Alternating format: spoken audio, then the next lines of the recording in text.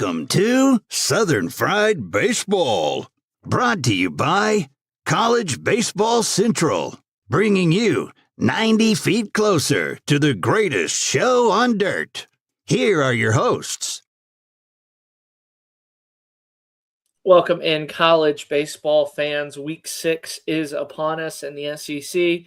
If we're using golf terms, we're on the back nine. It's moving day, if you will. We're going to find out a lot about these teams in these next final 4 weeks. The haves and the have-nots, the pretenders and the contenders, all these superlatives. Nick, how are we doing today?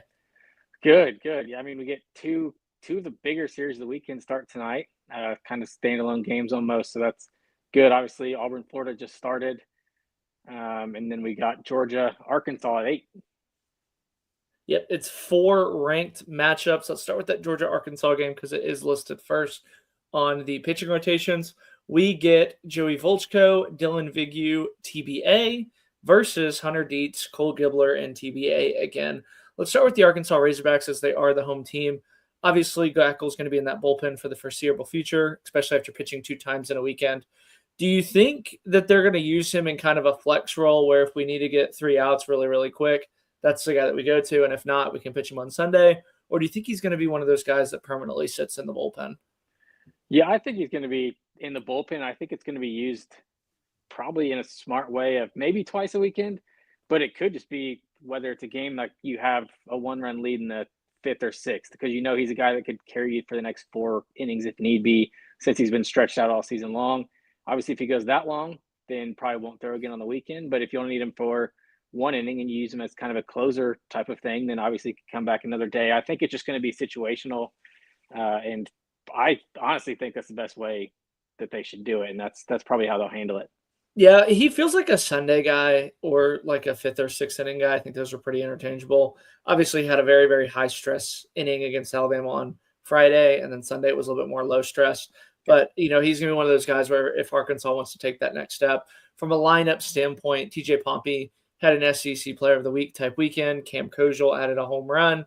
They're starting to kind of get Damian Ruiz healthy. Is this kind of the Arkansas Razorbacks that we all kind of expected to see? Or was last week just kind of a flash in the pan, and that'll be the peak that we'll always look back to of, you know, Week 5 champs, Arkansas Razorbacks? Yeah, like I said on our show Monday, prove it to me 2 weekends in a row. I'm not sure what you did. I mean, I chose Georgia to win this series, even on the road. I still think they're the superior team.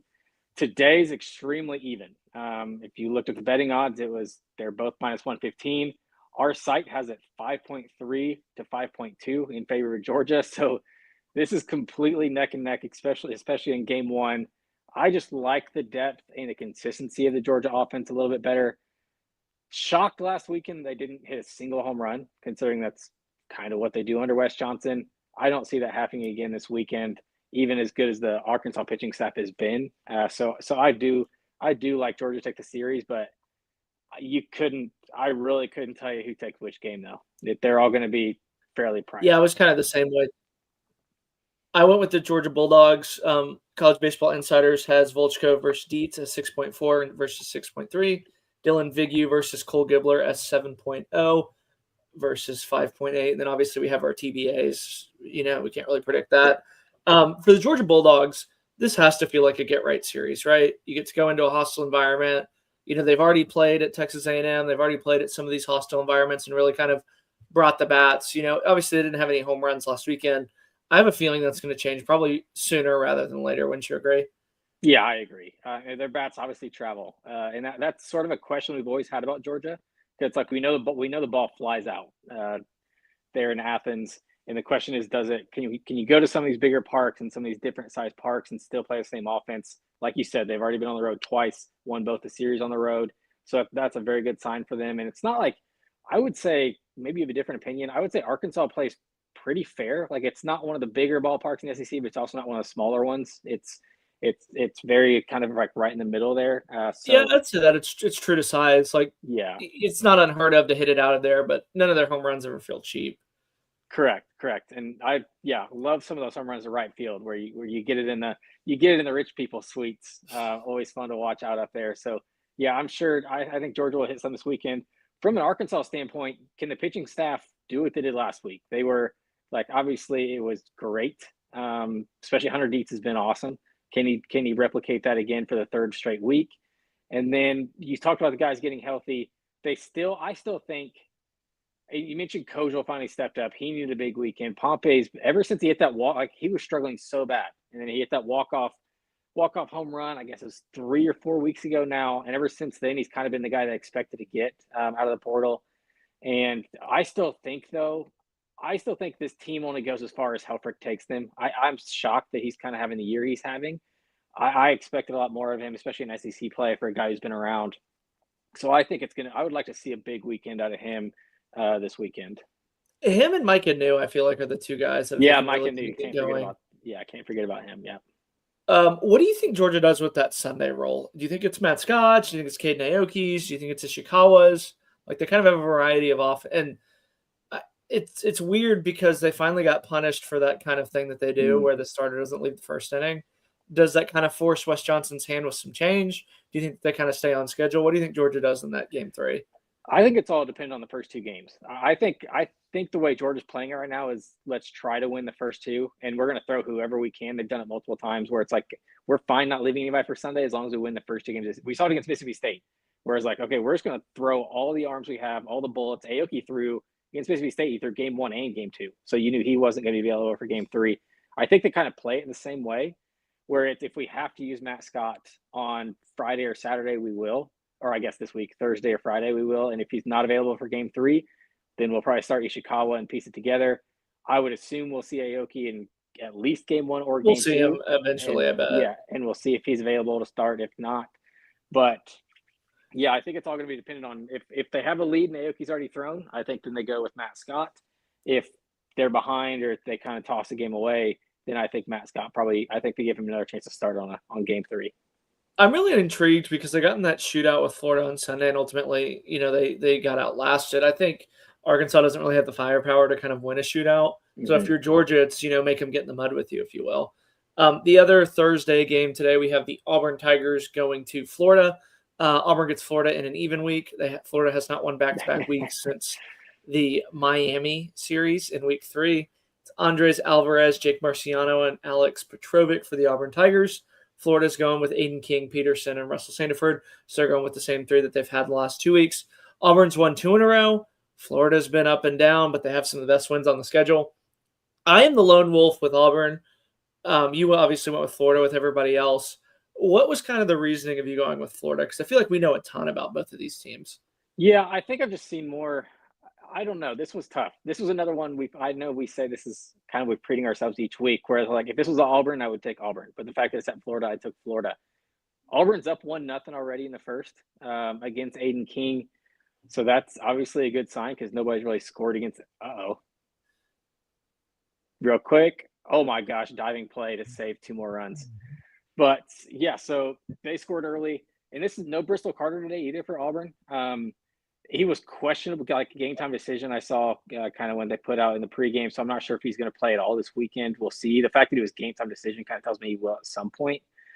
Maybe it's only a DH capacity, but obviously he's very important to this lineup because they had to move Rimbert up and then they had to move Freilich up. But yeah, I just think what I've seen from this, and it's crazy to say considering all the stats say that Auburn's pitching staff for the most part is better than Florida's, but like I still trust my eyes. And it's like these are 2 first-round draft picks you have going in game 1 and game 2. And I just like those odds. We saw Peterson. It almost looked last week. It felt like previously in the season he was so dead set on striking everybody out and not letting anybody make contact, and he was only getting through 5 innings if lucky. And it almost looked like maybe he thought the pressure was off with game 2 last week, going 7 innings. Obviously, he gave up more hits, didn't strike out quite as many guys, but went longer in the game. And that's what Florida needs with, I know their bullpen has been good, but it's been good because of 4 guys. So the deeper, because it's if you go past the McElwain, like, or not McElwain, but oh my gosh, now I'm losing his name. McNeely, that's what I was thinking of. And like if you go past like those 3 or 4 guys they have, that's when they start to struggle, and that's why we've seen some shootouts from them in game 3s. So the longer these starters can last, the better it is for Florida. I think for me, the game that I'm really excited about is that Peterson-Marciano start because, again, you kind of mentioned it with Peterson about all the strikeouts and all the walks. That's the complete opposite of Marciano. Like Marciano is more of a here it is, hit it type of game. I went with Auburn just because, again, I kind of realized that second every other week thing. I Yeah. think Auburn kind of does a lot dynamically lineup-wise that punishes Florida's defense. And it feels like the teams that kind of have this dynamic where they don't have holes in the lineups really kind of do go about punishing Florida, like we saw it with Ole Miss when they went into town. Obviously, Georgia didn't, which was kind of a little bit strange. But I think Auburn, I trust them a little bit more. They've done back-to-back really, really solid weeks. We talked about it with Arkansas, give us another week, and Auburn gave us another week. So they're going for their third straight series. Again, I'll probably pick Florida to beat A&M because they'll come back in 2 weeks. But as of right now, I really kind of do trust that Auburn Tigers team a little bit more. Yeah, I can't blame you for that. I trust Auburn more than I do Florida. It was just the gut feeling of eventually Florida's going to win 2 weekends in a row. It just feels like it's inevitable. But I could be wrong, and if I am, I'll wear it. Let's move on to that Alabama at Texas. The Alabama Crimson Tide. Obviously, they got swept at home against Arkansas. There doesn't really get any easier when they go into Texas. Texas going with Dylan Volantis after not pitching on Sunday, Ruger Riojas on Saturday, and then Luke Harrison on Sunday. Jim Sosnagle reiterated that this is just simply about pitchers getting, didn't want to wait 2 weeks between Dylan Volantis. Yeah. Known Schloss Truther. How much do you buy that, by the way? I buy it. I actually really You do. sure? Because I think if they would have moved Volantis up before. Now, I'm not saying you won't stick there now because now he's had back-to-back bad starts. They're 1-5 on Friday nights in games that Ruger Riojas has thrown. Volantis has been kind of the cheat code on Sunday. I've always heard the phrase "don't chase Fridays at the expense of Sundays," but here's your question. Volantis does what he does of that 7 innings, 2 runs allowed, and Ruger does. Do you leave Volantis kind of in that Friday night role and then leave Ruger on Saturday? Or do you move Ruger to Sunday and move Harrison back to Saturday? That's what's kind of interesting. Yeah, well, it's almost like it could just be. If you stick it right now and it's kind of it sticks. If they stick it, it's left, right, left, which I actually don't hate because it also makes the other offense usually adjust their lineup and don't let anybody you can't just roll the same lineup out there 2 days in a row. And also, it kind of works out if he does decide to stick with it, where it's like, okay, well, we had our rain out and we had whatever it is, 15, 14 days off for Volantis. And now they can kind of do it on their normal 7-day schedule. They could do that. But it's also, and I get the win-loss on Fridays, but it's also look at the starting pitching that Ruger Riojas is facing on Fridays versus the Sunday pitching where Volantis, no matter who he's facing on Sundays, has the advantage. And it's the same thing. So, and we could you could flip flop it and say if Ruger Riojas threw Sunday or Luke Harrison threw Sunday, they would have an advantage over pretty much every other Sunday starter in the league. So I think that's part of the win-loss record there. Obviously the stats 3.40 for Ruger is still crazy good. Here's his stats because I pulled them because I thought this was wild. Because Connor Fennell's 5-1 in the SEC with a 6.14 ERA, 8 home runs allowed, 37 Ks to 9 walks. Ruger is 1-5 with better ERA, lower home run, lower opponent's batting average. It's just Ruger's kind of been on the shit into some of these games. Yeah. Other than I would say the last 2 weeks have been kind of not necessarily his fault, but the Auburn one, that one really wasn't on him.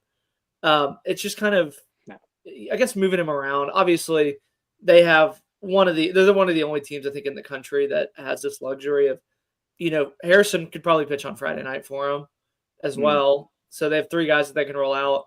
Again, it doesn't really feel like a trial run, but if Volantis goes 7 innings and they win, I don't see why you would mess up your mojo. Flip side of that, Alabama counters with Faye, Adams, and Upchurch. Adams is going to need a little bit of a bounce back game. Faye was fine, but I think for me with Alabama, the bullpen's got to be better. They got to get more production from Justin LeBron. Yep. And they got to have Upchurch and Adams go long. I know Upchurch went long last week, but these are going to be 3-2, 4-2 type games, wouldn't you feel? Yeah, it kind of does feel like it, especially in that ballpark.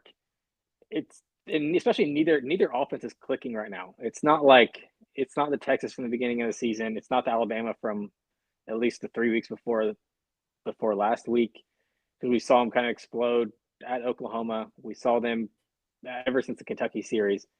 I took Texas here to win. I didn't take them to sweep. I think Alabama will get one, just because I really do think I really do think they're a good team, top 15 type team in the country. Will I be surprised if Texas sweeps? No, because I still think they're a top 5 team in the country. So I could see either thing happening, especially after a bounce back of it was so emotional last week being at College Station. You could tell it wasn't only Schloss, but the players were kind of feeling it too. Just ran into a buzzsaw, and now it's going to be you get the comfortability of going home. I'd be more worried if they're on the road again, where it's like that's back-to-back weeks. You don't get to calm yourself. So I actually do feel good about Texas. I think Alabama, what they're dead last in the SEC in fielding percentage, with the most errors and the worst fielding percentage. And Justin LeBron's got 13 of them. Yeah, LeBron has 13 of those, which is extremely unexpected. He has to be a lot better.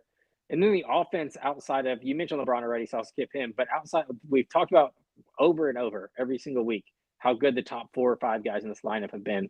They need to get some contributors through that 6 through 9. Yeah, I mean, I think it's Lim, it's Hines, it's Holt. I think that group of guys I think is really going to have to shine.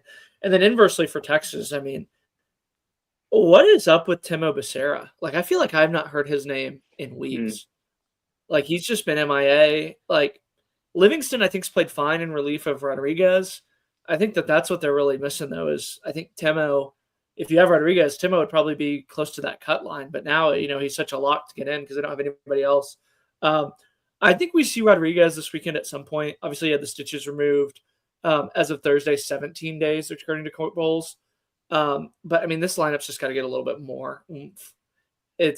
Yeah. The good news is I don't think Borba has the weekend that he had last weekend. No, this I don't weekend. think so either. Yeah. I mean, I think he's far, far too talented. Like, I remember talking about him in like an all SEC sense, and he goes, for 8 with 8 Ks. Yeah. Like, I think he comes back this weekend. And I actually went with Texas with a sweep. I think, what is it? Beware the Ides of March for Julius Caesar. It's beware the Ides of April if you're Alabama baseball. They always slide in April under Rob Vaughn. And it's weird because I felt like they did so much to try and alleviate that, like going so slow, really not going balls to the wall at the beginning. And I mean, they're going to probably be looking up at either 0-6 or 1-5 in the last 2 weeks. And it might be, I mean, there's going to be a lot of people that start to panic, I think, in the Alabama locker room. Yeah, I could see it. The good news is and I know just because it's like what history has kind of told us about Alabama, but they brought in so many transfers where it's like these players they know the history, but they weren't part of it. So it's not like they know that feeling of, okay, we've kind of fallen off the last couple of years. So that's the good news from that standpoint. Yeah, and I should say it's not on Rob Vaughn at all. Like, I know he's starting to do everything. Like, we've seen him have success at Maryland, where Maryland was the opposite. And I get it's a Northeast school, so they like Northeastern schools usually start off slow, then get hot when the weather warms up. But yeah, he had the opposite issue at Maryland. So yeah, I don't think it's on Rob Vaughn. Yeah, it'll be interesting because, I mean, like the whole LeBron thing, I mean, I feel like that's been almost like beat to death with how bad he is. But I think Fowler had an off weekend. They're still trying to figure out some of the outfield corner positions. So, I mean, there's still time to right the ship. And this might be one of those things that we kind of look back and laugh on. The good news is that their RPI is so high. Yeah. They have enough SEC wins. It's kind of like last year where, barring something completely unexpected, like they're probably going to be in the tournament. And then from there, anything can happen. Oh, yeah. Yeah, I don't think they have to worry about that. Unless they literally fall off a cliff. They should be fine. Moving on, the Vanderbilt Commodores will go up to KPP. Vanderbilt is going with Fennell, TBA, and Nadeau again. Kentucky counters with Jelkin, TBA, and Nate Harris. So Ben Cleaver is officially out of the rotation. This is a weird one because I thought Nate Harris would have been in that Saturday role, and then you figure out Sunday with Nadeau. NATO. But, I mean, Vanderbilt's got RPI down in the 70s. They're playing a top teen RPI team. Like, this feels like a desperate Vanderbilt. Like, 2 losses in October football levels of desperate. Wouldn't you agree? I would. And you said the 70s. I was thinking it was like 100. I think LSU's in the 70s. Let me double check. Yeah, I'm Are looking. you looking it up? Vanderbilt's Okay. 94 right now. Because that if they take 2 of 3 though on the road against a top 20 RPI team, they're kind of like, I wouldn't say they're back in it because I think they still need 14, but that's 2 more wins closer to 14. This feels like a make or break weekend if you're Vandy. It does, and that's what. Yeah, I mean, it feels like if you lose this one, because then you're, especially their schedule's not terrible down the stretch, but as we've seen SEC play, there are no gimmies. So it's like you would put so much pressure on yourself. You'd have to win them, and you'd probably have to go like 7-2 also, which includes that you'd have to sweep. I think they have South Carolina, so that would have to be a sweep, and you have to win the other 2. So yeah, I think this is a must get, but I don't think it happens. I took Kentucky here. We've seen the Vanderbilt bats, we've talked about it. They've been so much better than expected, especially from a power standpoint. You know where power doesn't play? KPP. KPP. It does not play there. And if you sit there and like you just rely on the 2 or 3 run home run, it doesn't work out.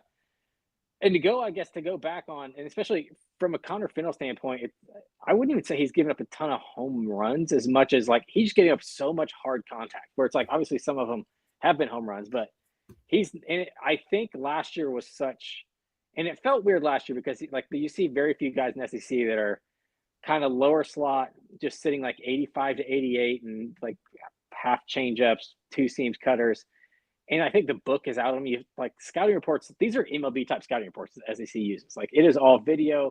They have like machines in their buildings where they have every single pitcher set from like an arm slot standpoint to the pitches they throw to how much the ball moves. And I think Fennell like is the representation of the difference when you have an off season and a full like scouting report on the guy. And then from a Kentucky standpoint, I kind of like Harris going Sunday, and that's just because we've looked at it. I just think Kentucky. We've talked about this about that getaway game is so important, and I kind of like that. That's been their shortfall, and the fact that he's giving them so much length too. Like even in his off games where he's given up, like his couple games where he's given up 3-4 runs, he's still going deep into games, and I think that means a lot on Sundays, especially against good offenses where it's like maybe you've had to use your bullpen a lot on Friday and Saturday. And if your starter can get you 6-7 innings, that changes the whole dynamic of a Sunday game. Yeah, I'd agree. It is unanimous with Kentucky, with me and Andrew going with sweeps. I think for me, I think this is the week that Kentucky comes back. We'll talk about it again with Mississippi State here in a little bit, but they are at home. They are playing a team that's very beatable. They're probably going to win one of these games close just because of how Vanderbilt's lineup plays. Jelkin's not going to pitch the way that he pitched last week. I feel like you can almost, again, I'm not a gambling man, but I feel like you can almost lock in that first game with how good Jelkin's probably going to be. I'm interested to see I have that. That's one of the ones I have written down to see what that line's going to be. Because it'll be, I'm assuming Kentucky will be like minus 130 to plus 100 for Vandy is my guess. And they're going to win Saturday because Vandy doesn't win on Saturday and they're on Sunday. Well, they're not going to win on Saturday. Yeah, but they're like, we'll North Dakota State beat Vanderbilt on a Sunday. True. So that was the thing for me. And I actually went with a sweep. I think Harris kind of bounces back. It'll be interesting to see kind of what they do. But I mean, I really am just begging at this point for Kentucky to be like good again because I just talked about how good they were after the third week. So I feel like for my personal ego and pride, Kentucky has to show back up again. Yeah, hoping for you. We are at the halfway point. Yeah, I guess just real quick. The only reason I picked Vandy to win one, which is different than you, I think Vandy uglies one of the games up because of their offense, and Kentucky won't have even Oklahoma. I think Oklahoma's offense is better than Kentucky's so Oklahoma was able to hang in those shootouts. I'm not sure if Kentucky can if one of these games does get out of hand. I think that's where Vandy's going to take an ugly one, I think, this weekend. I don't know which day it's going to be. I don't think it'll be Friday. I don't think it'll be tomorrow with Jelkin going. But, yeah, I think they'll muddy up one of the other games. I don't know, man. They win these Fennell starts. Like I said, I read the stats on Fennell versus Ruger. Yeah. They're 5-1 in games that Fennell starts. And he's not been that good. See, yeah. I know. We do have a big announcement. The Home Field is dropping a ton of new stuff around college baseball. Obviously, they had the Jackie Robinson collection that included a jersey and their first wool hat. They're dropping some baseball pullovers. They're restocking some of the ones that we love.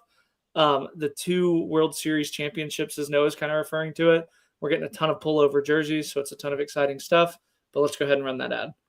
Before we get back to the action, we've got to tell you about the best gear in college sports. The place to go is Home Field Apparel. Check out the Diamond Classics collection, high-quality throwback jerseys for your favorite team. From the Arkansas Razorbacks to the Vanderbilt Commodores, Home Field has you covered. Home Field's the only apparel partner of College Baseball Central. Gear up for game day by visiting homefieldapparel.com. Want to thank our friends over at Home Field Apparel. As we mentioned, there's going to be a ton of SEC schools, and a Texas one from the 83 team, Alabama, Georgia. So go ahead and check that out. Let's go ahead and move into those back stretch of games. The Texas A&M Aggies will head east down I-10 to take on the LSU Tigers. A&M is rolling with Shane Sadeo, Aiden Sims, and TBA. LSU counters with Evan Schmidt and TBA. It'll probably be Fontenot. Jay Johnson mentioned, let's start with the home team. Cooper Moore is going to probably throw an inning this weekend. Seth Dardar is still kind of banged up. Yeah. This feels like it has all the makings of an LSU bounce back. Like I remember in 24 when LSU really wasn't that good. The number 1 A&M team came into town and they beat it 2-3, kind of catapulted their season as they went 8-3 down the stretch. Ended up going to the conference or the regional finals. Turnaround last year, A&M beats LSU at home. What do you kind of make of this? What do you think LSU has to do to get a series victory over probably one of the hottest teams in the country? They're going to have to score. Absolutely, because I don't see how that ballpark I don't see how any ballpark right now keeps this A&M offense from scoring a lot of runs. And what they need to do is they got to quit hurting themselves. Even Tuesday, I know they won that game. I know they won the midweek game. They only scored 4 runs. Once again, it's like that's a huge issue in even in midweeks. Like if you're not scoring runs, like there's big issues. And they made 4 errors again, and it's like that can't keep happening, especially against an offense like A&M. If you allow 4 free base runners, they're going to make you pay for it because it doesn't matter if imagine it's in front of Grahovec or in front of Caden Sorrell. Like it's just then you're in big trouble. So I think you need the old Kason Evans back. He's going to have to deliver. Otherwise, if they get off to a bad start, especially if they lose this early game, which today throws well again like he did against Texas, it's one of those where I don't know where they're at mentally already, but it's like the more they keep dropping, it's like because they already have the pressure of people talking about like they're on the bubble. Like I know like when people are putting out their field of 64 projections already, LSU's a bubble team. Some have them in, some have them out. Their RPIs we just discussed, they're in the 70s. They know they have to start winning some of these games, and the more they drop, the more the pressure hits them. So we're going to kind of see what happens. York didn't play first on Tuesday, which was kind of interesting. So we'll see what they do with him this weekend. He hasn't played first in like a couple weeks. Oh, okay. The game, I could have swore he did the game I was watching last week. No, I mean, it's pretty much, I know ever since Aaron Beatty's Tennessee game, I think it's been Aaron Beatty behind the plate, Cerna at first. Second base has been just a revolving door. I think the thing for me that is the LSU pitching staff, I think he's got to be really, really on.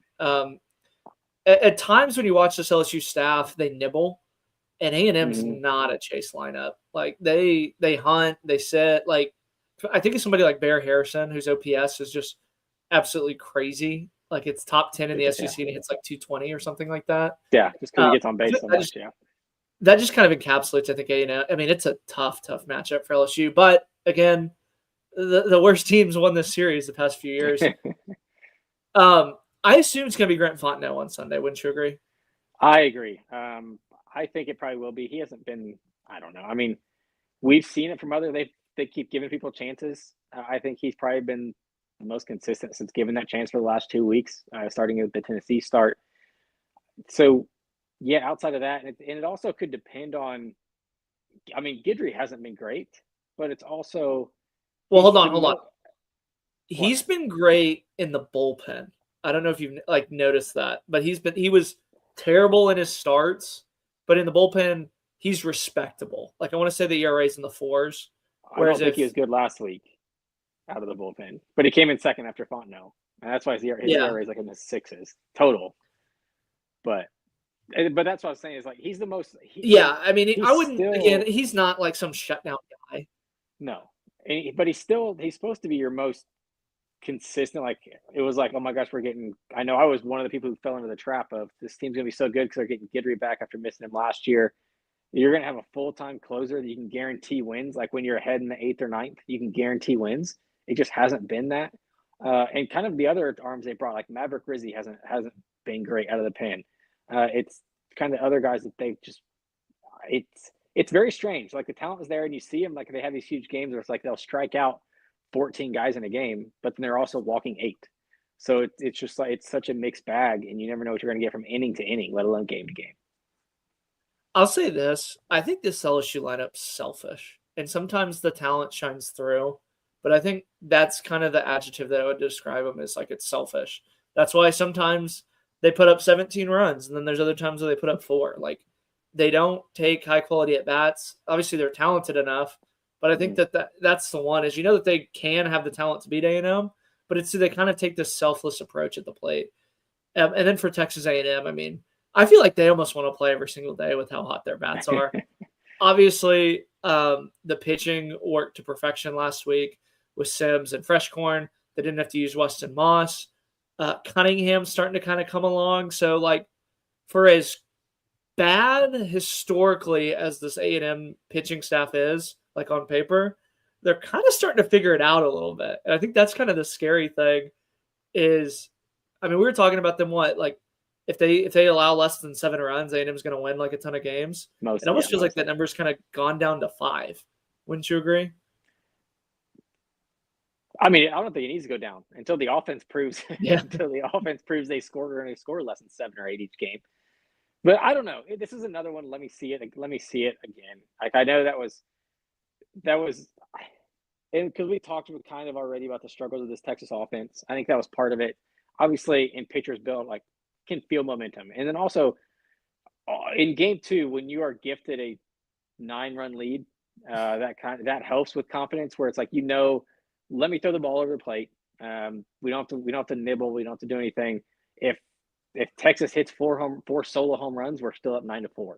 That kind of puts you in a good spot. Let's see what happens if they're kind of challenged again. Because I do want to see it. And also, this has been an issue because I mean it helped last weekend. I still assume they would have lost that game 3, even as hot as their bats were, just because of Volantis and because of we've talked about this over and over. I still feel like A&M only trusts 6 guys total on that pitching staff. So it's like that's even high. I wouldn't even say they trust 6. Once you get past those 5 or 6, it's what? It's Sadeo. I mean, I would even say Sadeo, Sims. I'll still put Weston Moss there. Obviously, Freshcorn. Lions. So there's 5. And then maybe Vargas, maybe Cunningham. But Vargas, Cunningham, and Darden, I feel like instantly, like after the first batter, if he's got it or not. And all 3, I think, can be on, but there's also they're off is not recording out. Well, that's why it has kind of become a joke, and it is very funny when it's like 1 batter in and you see Michael Early walking out there, and everybody knows it's like, okay, because you're right. You can absolutely tell with them so quick whether they have it or not. Did you see the 6-4 analytics graph on A&M? No. Let me see if I can pull it up. Look at this thing. Oh, where it's all just all those little the little inlets are. It's like a historically bad pitching staff. But I mean, that's against average Omaha champions. So they have higher OPS, higher WOBMA, but I mean the FIP is terrible. Got to be bad. Yeah, it's gonna be a mixed bag with them. I feel like this is one of those series where if you're LSU, it kind of can catapult you and you can get a little bit hot. If you're A&M, you're on the road, just steal 1. Yeah. Like you would like to kind of get a team while they're down. And I would almost go as far as to say if they sweep, I'm not saying they're going to sweep. They're pretty much a tournament lock at this point. Who? If A&M. Oh, they're already a tournament lock. with the And- arc guy and everything, they're not going. I mean, yeah, I don't see. And them I mean, you can kill dropping. LSU this week. You can kill them Yeah, if I you think sweep yeah. them. There's a good Obviously, chance- though, the flip side of that is LSU is going to be desperate to win a series because they feel like they can kind of get back in the hunt. They're probably going to pull out all the stops. But I mean, if you're A&M, I mean, you have a chance to, just like how LSU brought in Cade Anderson and Anthony Ianson in the SEC tournament. I mean, you have a chance to like really kill LSU. Yeah, I think the goal for A&M is like, you're probably, if you win this series, now you're actually looking at more of like a national seed as opposed to like, obviously you're a host right now. The only thing that's like kind of holding them down is that non-conference strength of schedule where they didn't really beat anybody outside of SEC play, which is okay. Like they weren't the only team that did that in the SEC, but it's like if you continue to be successful, the RPI right now is at 13. Obviously 6-0 in Q4. They don't have any bad losses, so it's bad thing is these will be Q2 games. Normally you kind of hate that when you're like traveling to LSU. Those should have Q1. It just doesn't this year. But yeah, I think you're looking at if you take this series and if you sweep it, then you're kind of in national seed territory. Yeah, it'll kind of make everybody raise their eyebrows, both with LSU and with versus A&M. I do think it's funny that like our MLB casual counterparts are starting to kind of come in and shit on LSU, so that's a little bit funny. But probably the series of the weekend for me, Ole Miss goes up to Tennessee. It's Hunter Elliott, Cade Townsend, and Taylor Rabe versus Matt Coons and Blanco. Tennessee obviously won at Mississippi State last weekend. They won 3 straight. They're kind of back in it, if you will. Ole Miss has won 2 straight series after getting swept at Mississippi State. These are probably 2 of the hottest teams. This is one where the winner of this one, you're going to feel really, really good about them figuring stuff out. Loser's probably going to kind of get a little bit more criticism than the other ones just because of how it is. Let's start with the Tennessee Volunteers. Obviously, they're red hot. They figured it out with Appenzeller and another bullpen arm and then one on Sunday. It's Matt, Coons, and Blanco. We pretty much know what we're going to get from those 3. Do you think Tennessee kind of returns to form with a lineup? Because I know it was the big thing at Mississippi State was the lineup kind of delivered. Do you think that they can do it in back-to-back weeks? I can, and that's what we've discussed this ad nauseum, especially me, just being a Tennessee guy, is you kind of had to give at the beginning of the year, and it's kind of why people had them rated so low. And I understood it, but I said like the talent is there. It just I could see it taking some time to click because they're all literally 7 of the 9 starters are underclassmen. So that's going to take some time, and it did feel like last week they clicked, and not only that, but it's almost like everybody's starting to figure out like what their role is. Like Elander's had to do so much kind of mixing and matching the lineup and like kind of adjust it a lot this year to kind of find things out. Obviously, Garrett Wright getting healthy, having him at the top of the lineup has changed everything. Because then you with having Ford at 3 who stayed hot. Levar Clark seems to be figuring it out, and his stats would look so much better if he wouldn't have flown out to the warning track like 10 times this year.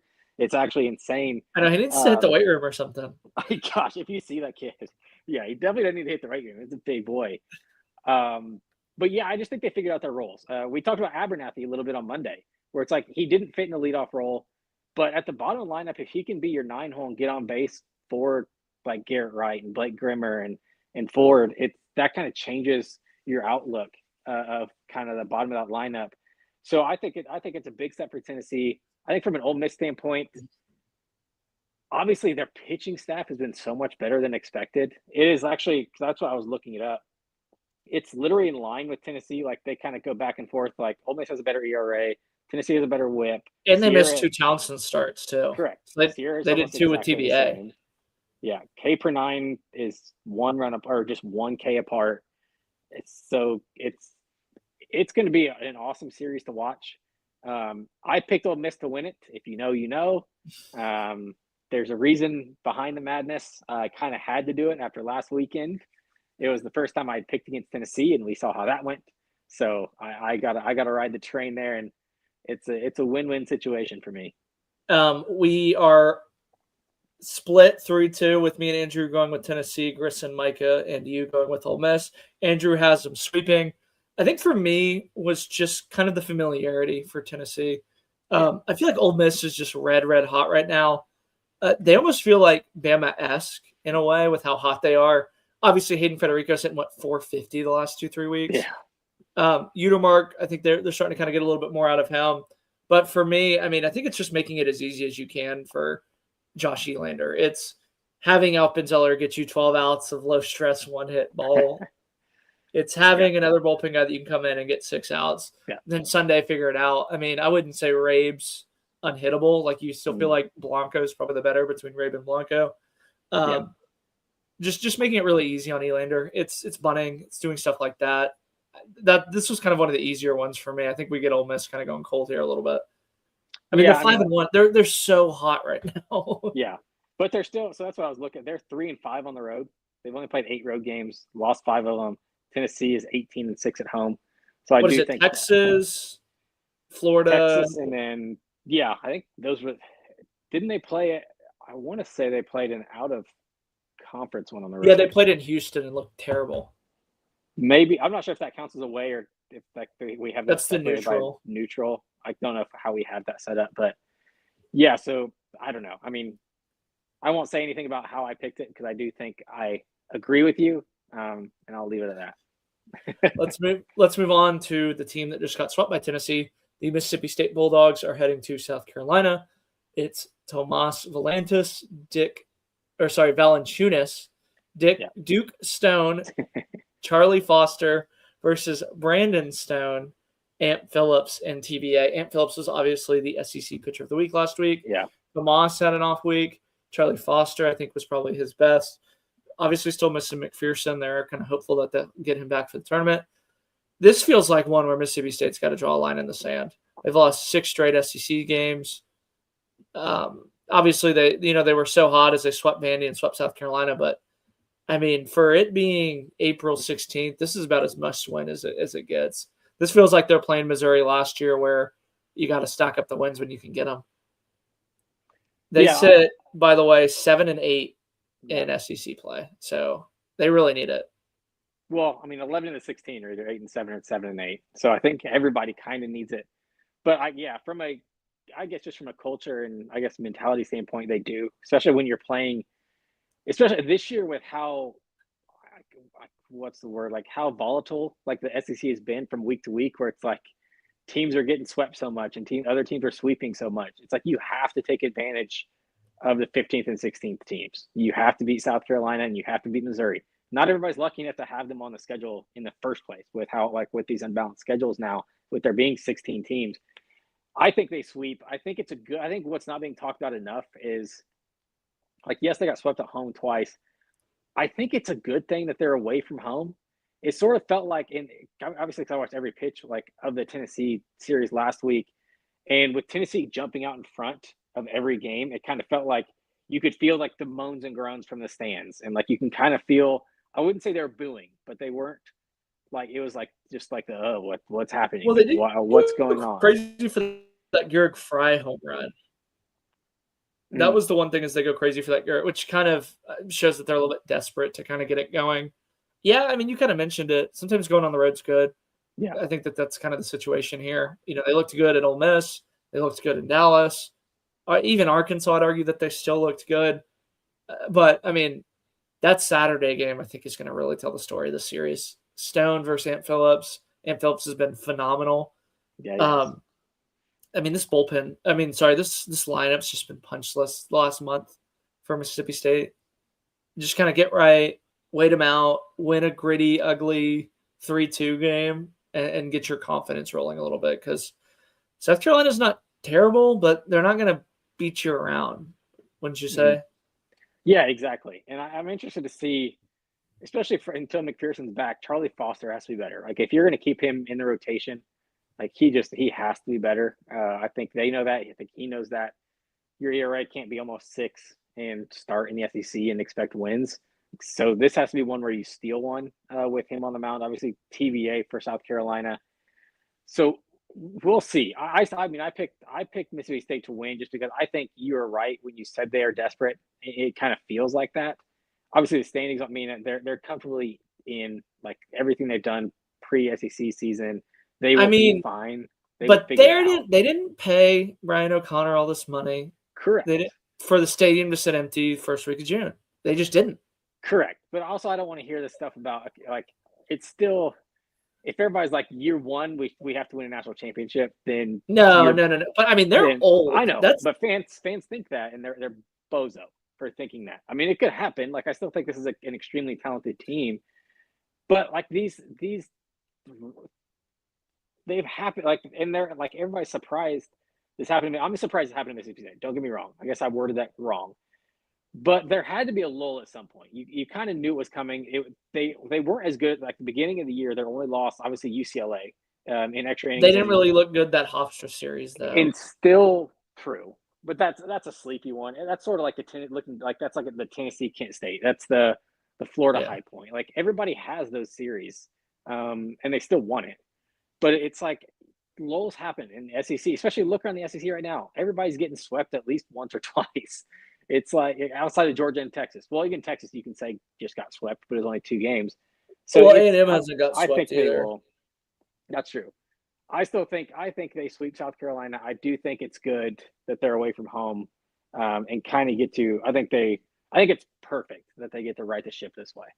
Yeah, I mean, it really is kind of coming at the best time. Another one that's coming at the best time, the Missouri Tigers will head to Oklahoma. That's Josh McDevitt, Brady Kellenbrink, TBA versus LJ Merciless.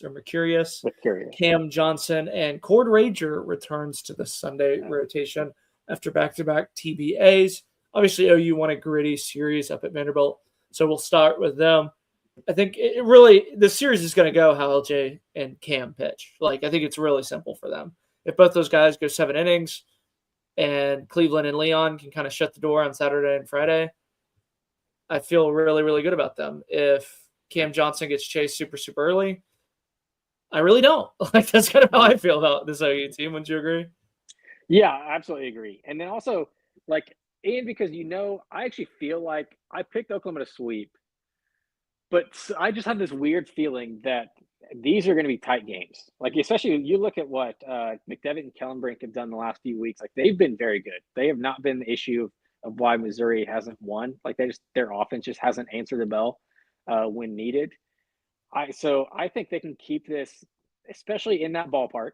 As we talk about this Oklahoma ballpark every week. Like, it's not destined for shootouts too much. Like, there's no power. Like, there's no power there either from the Oklahoma offense outside of a couple of guys.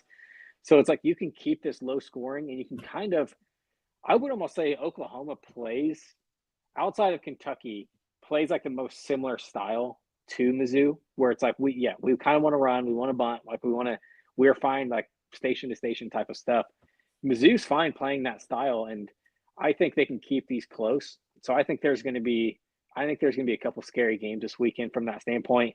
What I'm worried about, and I'm actually interested to see what this, like, I might, and I was talking to somebody else about this, I might go out of the box and I'm going to, like, pick Mizzou to win against the Cam Johnson game. Because if you watch this Mizzou offense, I mean, it's Kellenbrink. Kellenbrink's probably been the best pitcher. Yeah, and the Mizzou offense knows who they are, and they're extremely patient. They don't move when pitches are coming. Like, they take hit by pitches, they take walks, they take bunts. Cam Johnson this year, like, if they can force 5 to 6 pitch at bats, like, he's going to walk them more often than not. He'll probably hit a couple of guys. So I think this could be I think that's kind of the dangerous spot would be that second game. Yeah, I mean, it's going to be, I think, a closer series than a lot of people realize. I think OU kind of returns to form at the bullpen after last week's just nonsense where they walked everybody. I think Kellenbrink will probably be the best one. Tuesday too, like they had nobody left there throwing out there against Oklahoma State, and Oklahoma State made them pay for it. What do you think of Missouri's kind of City Connect Como uniforms? I haven't even seen them. They're all black and they say Como. I mean, light the boys up. Whatever it takes. Whatever it takes. If the fellas like them, maybe that money should go towards NIL. Obviously, it's a different kind of money, but yeah, I mean, I don't mind it. Like, if you look at Mizzou, I feel like they have 3 uniforms, and a lot of these other SEC teams, like the non-traditional ones, like, I mean, obviously Texas has like 2, but outside of that, like, a lot of these schools have 4, 5, 6 uniforms they can go to. So yeah, it's just like, hey, let's feel more like an SEC team. Let's rile the boys up. Feel good to wear something else. Anything to kind of just up the vibes. Yeah, I'd agree. That is all 8 games for us. We have the Rydell Report coming up at 7. Again, we're going to be back Monday breaking down everything. Nick and I will be live tweeting a lot of the stuff. Nick will obviously be at Tennessee. I'll be at LSU Texas A&M. So if you see us out there, just come say hi. Thanks, everybody. We'll see you on Monday.